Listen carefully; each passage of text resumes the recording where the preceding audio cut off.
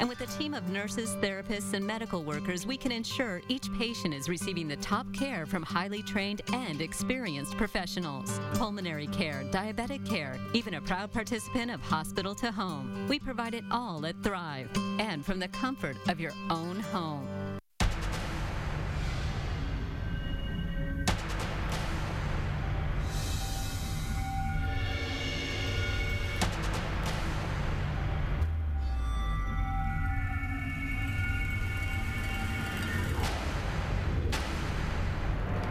Another reason to drive a new Focus? The final days of the Ford year-end celebration. 0 for 60 or up to $2,500 cash, plus a no-charge sync package. Hurry in. Ends January 2nd. If you're looking for a change, look here. Job search at KBTX.com is more than the classifieds. It's bigger than an online job clearinghouse. It's an opportunity engine. Start your new career with Job Search by clicking on the Features tab at KBTX.com. And employers, if you're looking for the talent to take your company to the next level, list your jobs today. Job Search at KBTX.com. Brought to you by Reynolds and Reynolds.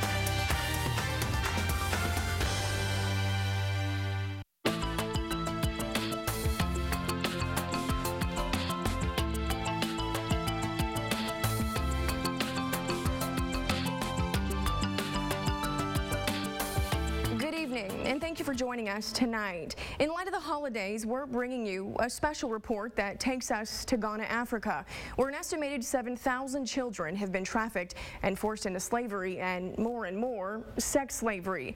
But our story all begins right here in Bryan College Station.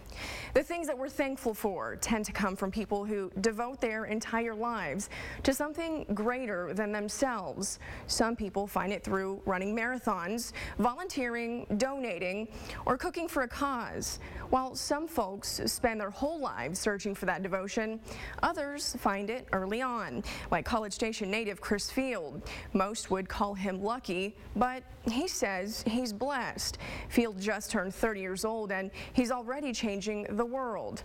His name might sound familiar, and chances are, if you've volunteered or raced in the BCS Marathon over the last 2 years, you've probably met him, and you may have unknowingly saved lives through the rescue of 24 children from slavery. 2 years ago, Field says he was so compelled by what he read in a book, he took a trip to Ghana to see the truth behind the writing. He says the inhumanity to innocent children being forced into slavery, both physically and sometimes sexually, became the catalyst for Mercy Project. Tonight, thousands of innocent children, many as young as 4 years old, are being sold into bondage by their impoverished parents. These are the real stories of real people and the beginning of a journey to freedom.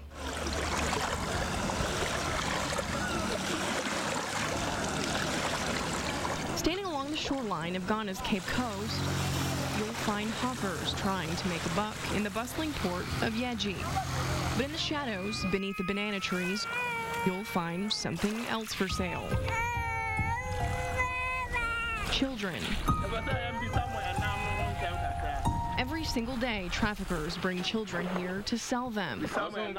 Fishermen are the customers. When you grew up as a fisherman and you have one skill, and that is to fish, it doesn't seem that crazy that when you come of age, you're going to keep fishing. The children are no longer children. And the way you fish in Ghana is by buying small kids.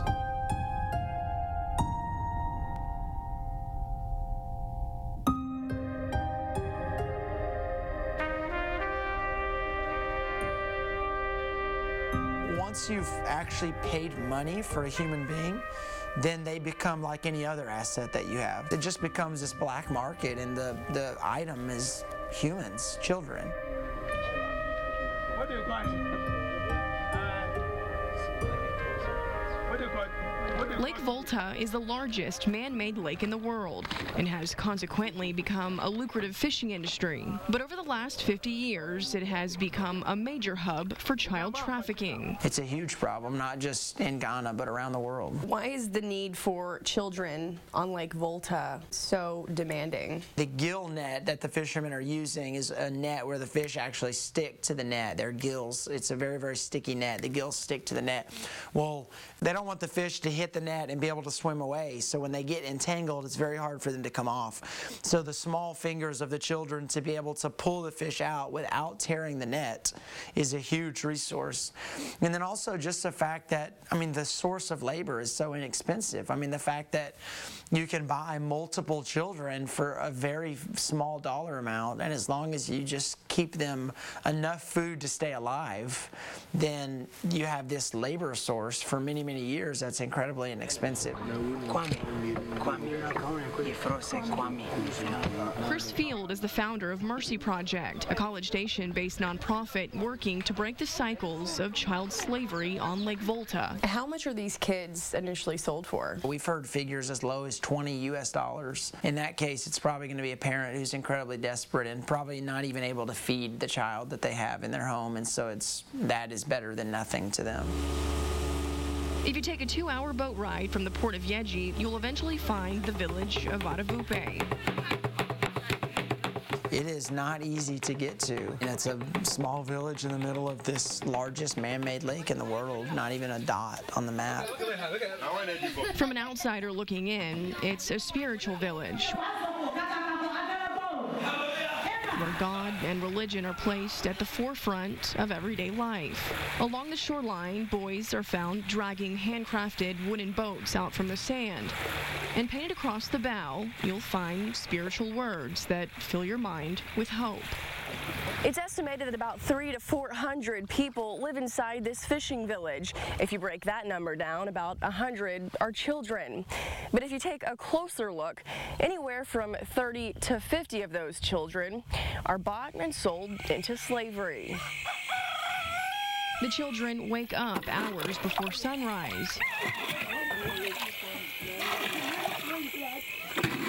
The mornings are chilly, and the kids are often cold, and they're working in the water, and their water is splashing on them, and they don't have a lot of clothes. And so, I mean, a lot of the kids have described to us just how miserable it is early in the mornings because they're just shaking from the cold.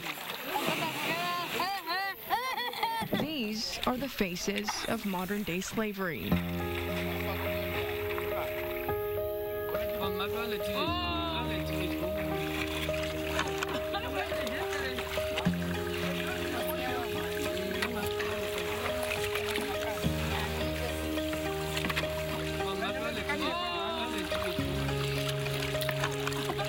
Kids as young as 5 years old, and they're being forced to work all day, every single day. The kids are often physically abused. The kids, especially the teenage girls, we've heard stories of them being sexually abused as they get older. And so I think there's this, I mean, it's this very real issue of child abuse and neglect that's happening even within this child trafficking. What do you think is the core of the problem? These parents have virtually nothing to offer their children, and so someone comes along and they can offer the child a place to sleep. They can offer the child the opportunity to learn how to do something helpful with their hands, which is fishing. Why do these people think that it's okay to sell their kids? Is it sort of like a last resort? It's more just a function of the reality of their situation, that they have a child. The child has minimal opportunity or none. Here comes somebody along that might be able to put the child in a better situation. And so the parents sort of hope against all hope that maybe that's what will happen. And the old adage, if it's too good to be true, it's probably not true, is, I think, really at play here. The parents are hoping this life is going to be something with the fishermen that they probably know deep down it's probably not going to be. But that tiny sliver of hope that maybe what I'm doing really is better for my child. I mean, maybe this really can be a better opportunity for them. Just that small glimmer of hope, I mean, it makes parents do crazy things. Is this good catch? Yes. Fishing is a life Maxwell has ever known. He says he wakes up and begins work at 5 a.m. and admits he's trafficked 4 children to help him with the physical labor. I went to the parents and negotiated with them for their children, and they gave them to me because they were not financially sound. Maxwell says he negotiated a 3-year contract, which means the children will remain working in the village until that agreement is over. Each child has a different story, but for whatever reason they were sold in the first place, their life here is far different than originally promised. The majority of the kids go out onto the lake. They begin working for their masters 14 hours a day, 7 days a week. I mean, the kids who've been fishing for a while, they have no understanding of their age. I'm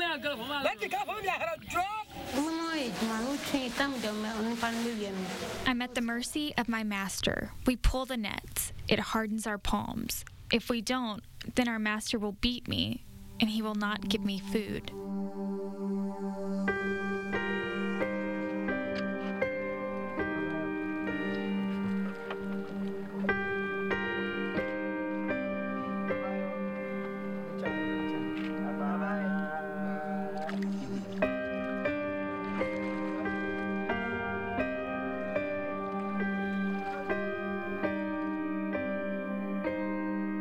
Their working conditions are unfathomable and inhumane.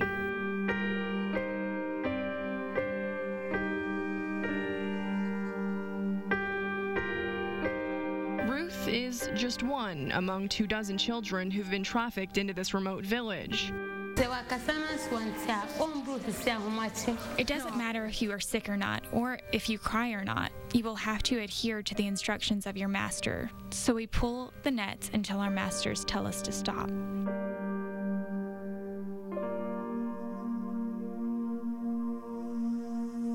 When you find kids out on the lake, it's very common to see kids that have like a fungus that's growing on their head, or malaria, or bilharzia is a really common disease in Ghana from drinking dirty water. I mean, there's a lot of issues that these kids have because they're malnourished. They're not well taken care of. They don't get the kind of medical care they need. They're not eating well. Just all of those things that we would kind of cry out for in America and say, that's not okay, what's happening to this kid. That's just not even an option for them. There's no school lunch program, there's no school breakfast program, there's no CHIP, there's no Medicaid, there's nothing to make sure that these kids have some sort of option, even if the adults won't take care of them. Luis is 13 years old and says he was sold to a fisherman in Otavupe. It's been 4 years since then, and he's been working on the lake every day, pulling nets, and he hasn't spoken to his parents since. Working on the lake is dangerous, and these fishermen are well aware of all of the risks involved. The work is hard, but I paid the parents, so they have to work for me, so that I can give the parents money. The fishing business is very risky, and there have been instances where children have drowned.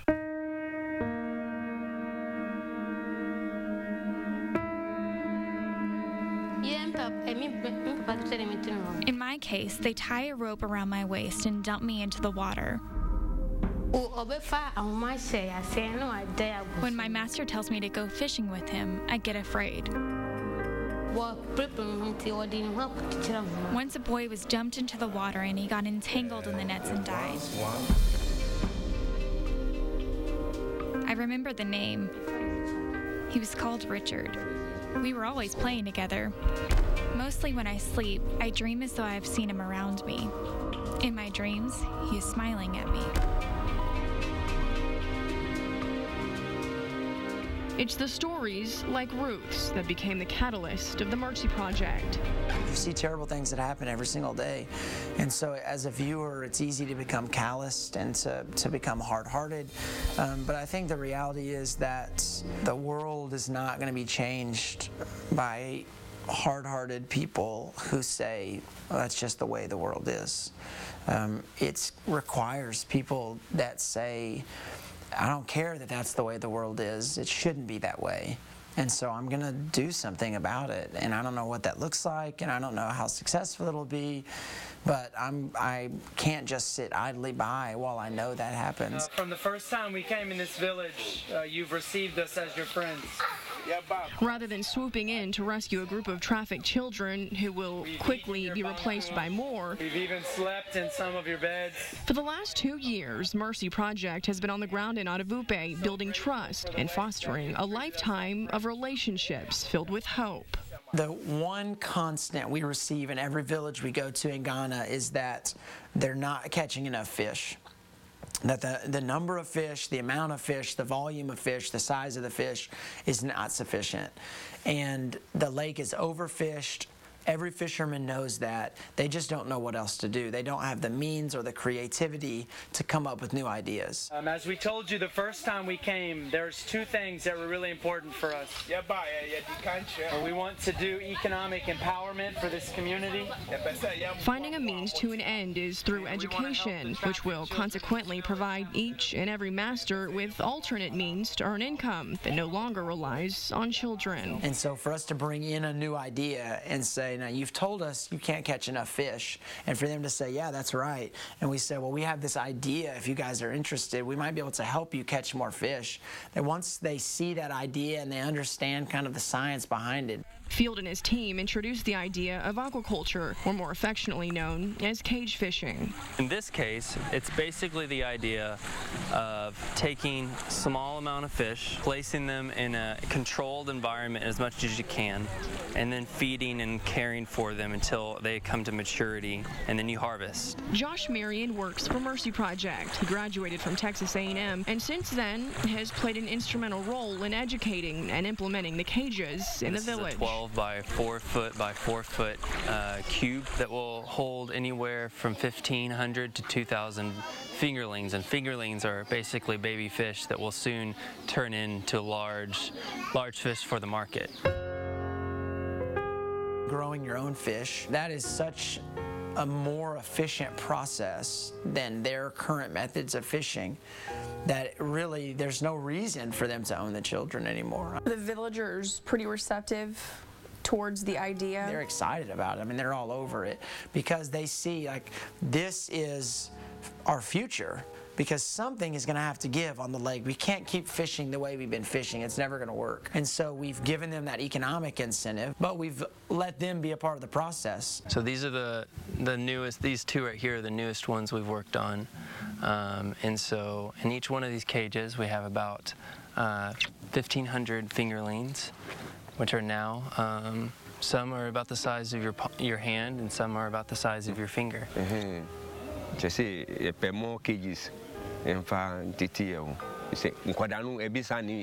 Once the fish grow, we know it will help us in our future, and we are glad to give you people the children. They've built a few cages on their own without me even being here, so it's been really cool to see their enthusiasm and desiring to do these cages so that they don't need the children anymore.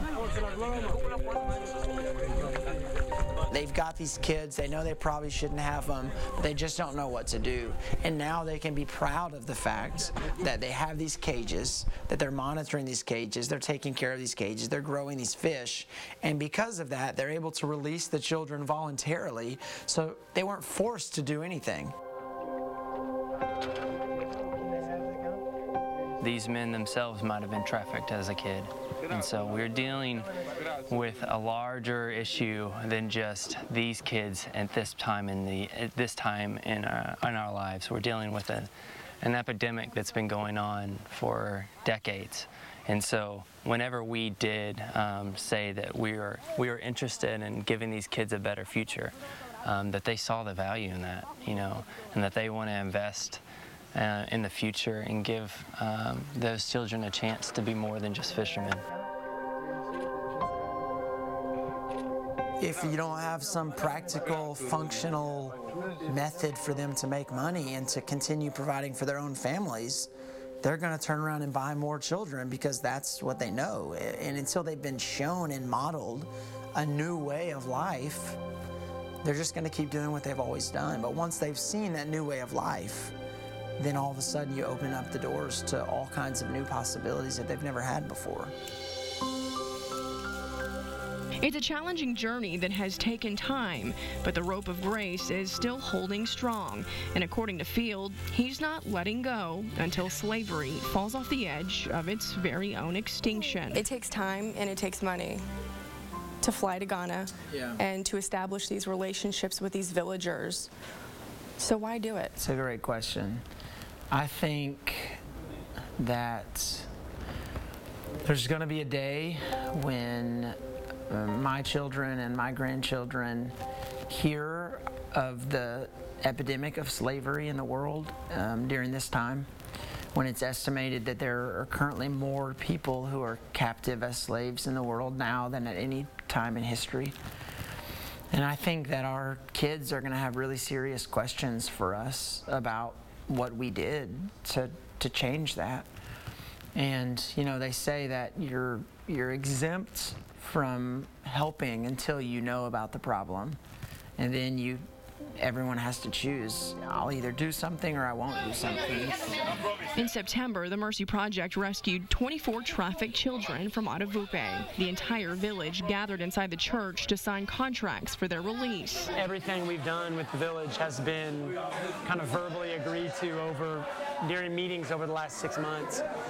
And so since the next step of the process is to take the kids, we're having each of the masters of the children actually sign a form with a witness that Fred and I are also signing. And for the first time on the Day of Village is to carry out their promise, scarred souls are embraced with hope.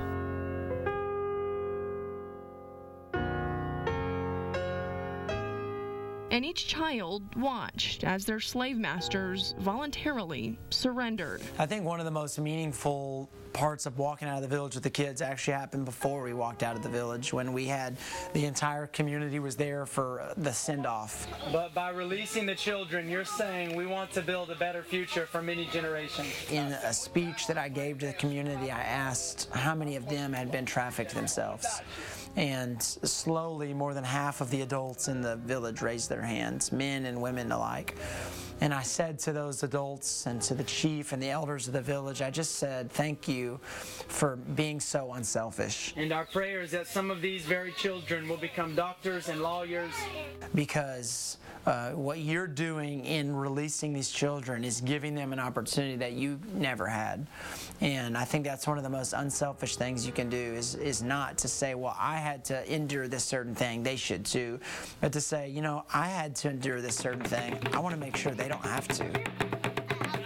It took 2 years, but in a matter of 24 hours,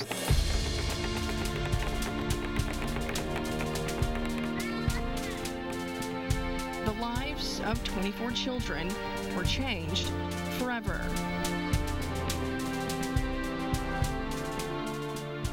And so we begin this procession down to the boats. There's 24 kids, and they have no idea really what's happening. And the fishermen are with us, and they're banging drums, and they're singing a native song. And it was like, how do you describe 2 years of selling and hoping and praying and fighting and creating events and putting on fundraisers? I mean, how do you describe that culmination in this procession of 24 kids who are literally making this freedom walk from being captive to becoming free? I mean, how do you even put into words what it feels like?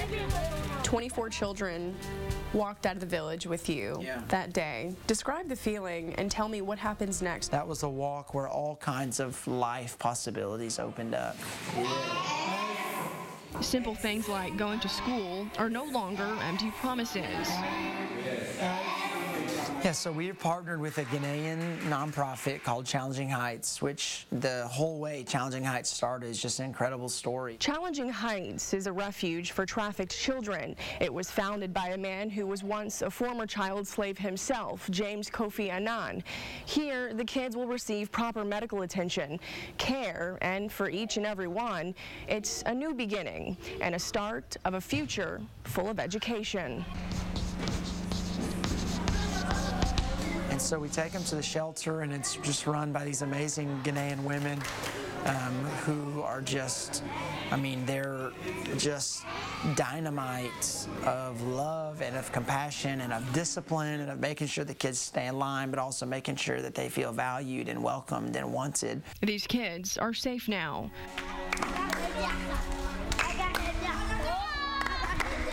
We sent the little girls in to use the restroom when we first got there, and they didn't know how to use a toilet. I mean, they're trying to place their feet certain ways, trying to figure out, what do I do with this thing? I'm just used to going outside when I go to the bathroom. I've never even seen a toilet. I've never seen running water. While the children begin their education and receive medical care, Mercy Project is on the ground with Ghanaian social workers trying to locate the children's parents. Basically, they're going to go to the parents and tell them that we have their children, that we had found them trafficked on the lake. We'll show them some pictures of kind of, explain what the life was like for the kids, and then begin the process of preparing the parents to receive the children back. If the parents are approached by these social workers, they say, look, I really cannot afford to have these kids, and if so, what happens? Yeah, I mean, again, these are the million-dollar questions. We believe what we're doing is we're empowering the parents to be able to receive the kids back. So one of the things that we're doing when the kids go back is we're paying for the first 2 years of their school. So there's this sense of, if this child of ours is successful, if they make it, they may pull all of us out of this despair with them. Obviously, this is a first rescue, and reintegrating these children back into their families, this is an avenue that the Mercy Project has never crossed before. Absolutely. Are you fearful that there is a possibility that they could be trafficked again? Yeah, I don't know if I would use the word fearful. I think I am honest that what we're doing is hard and difficult and messy, and if it was easy, everybody would be doing it. You have a situation where you have 7,000 to 10,000 kids who are on the lake, and so if this is going to really be solved in our lifetime, we can't just solve the issue of pulling kids off the lake. We have to solve the issue of strengthening the Ghanaian family so that kids aren't being trafficked again or aren't being trafficked in the first place. Field and his wife have 2 children under the age of 5. In less than a year, the family of 4 will welcome their newest addition. His name is Famous, and he was among the 24 children Mercy Project rescued from slavery in the village of Vadavupe. Famous became an orphan at just 1 year old after his parents died in a car accident. For the last 6 years, he's been passed around to several distant relatives in remote villages across Ghana. As some people believe fate would have it, Famous ended up in the village of Vadavupe, a village the Mercy Project changed forever. For those watching and for those living right here in the Brazos Valley, it's because of your donations and your support that Mercy Project is able to survive. It's the heart behind the mission that kids like Famous will have a future filled with hope and a lifetime of stories from slavery to salvation. Thank you for joining me tonight. I hope you, your family, and your loved ones have a Merry Christmas and a Happy New Year. Good night.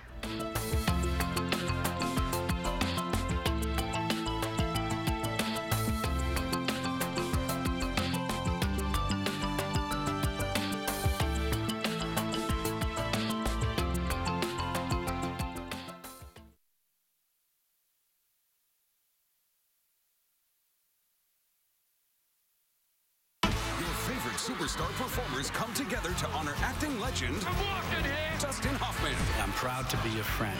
Iconic bluesman Buddy Guy. Your blues brought us together. Prima ballerina Natalia Makarova. Bravo. The one and only king of late night David Letterman. I love you, David Letterman. And the greatest rock and roll band of all time. Led Zeppelin!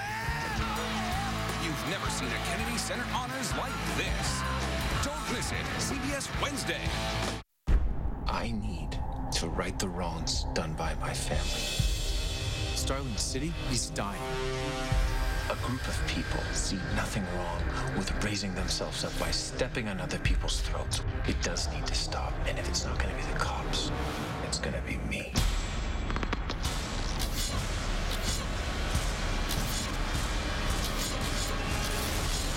Arrow, new hit series, Wednesdays at 8/7 Central on the CW. Meredith Stanczyk and John Gilbert, weeknights at 6 and 10.